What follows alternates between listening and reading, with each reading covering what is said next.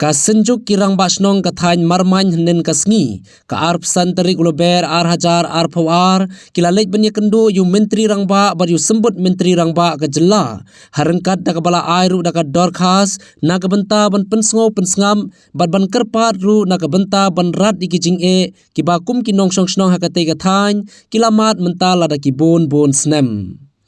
Kimat jing e kiba kila pensngo pensngap khmat kini ki ar menteri ka jela ki long ka wei ka dei na ka benta ban pleno ya ka PHC marmain ka bala kular mentala arsin ban pleno e kane ka PHC henry klam la satya ban ple tat hadu menta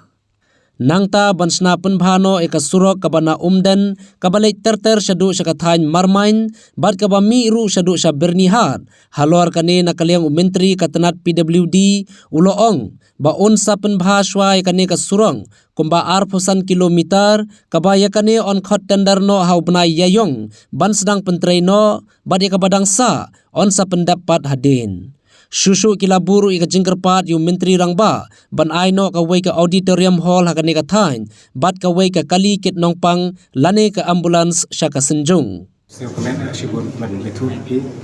bangidon ka bensin ka basing khia na banta ka area jumi ka badon ang the than bodak ta ka de ka idon ka circle yang kane ka senjuk jumi idon itu kan yang telik sno te ka banta ka banongkong ka bagi ya keren untan ban is deputy CM kalomba na banta ka surong mar ka surong ka jumi hantai ladu banglayo kane ka ni sirun nopo dan senapuro te ladu banglayo ladu aryan riwadu unta tempat judar ka major repair te setang ar lai benai kane ka liur kan sapoina te hati jaka jika belum them lalung benri dok haru ta surong ini te don kejing siukhia na ka banta ka surong ta ka daw wan ban tendu UCM dan deputy CM dan jumi Suram sebagai layak dari deputi CM Kalomba,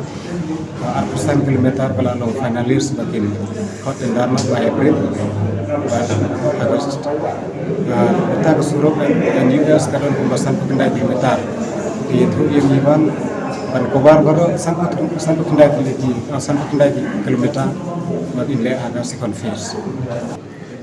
Kat kom kaji atau jami betul au di CM dekat Sunop NUS by April yang ratusan kilometer kalau perhatikan makin sekat tentang pada niok tang ratusan kilometer mau kata sibon bat kaji kerpa cumi atau kaji akan tam kalau tak guna di kan ekstensa cipeu kan ada kilometer kemudian di Surok Isong ibarat nanti kan cuma kepala kebetulan tak ada tempat ini. Nagalang jadi bagi simkia mungkin sah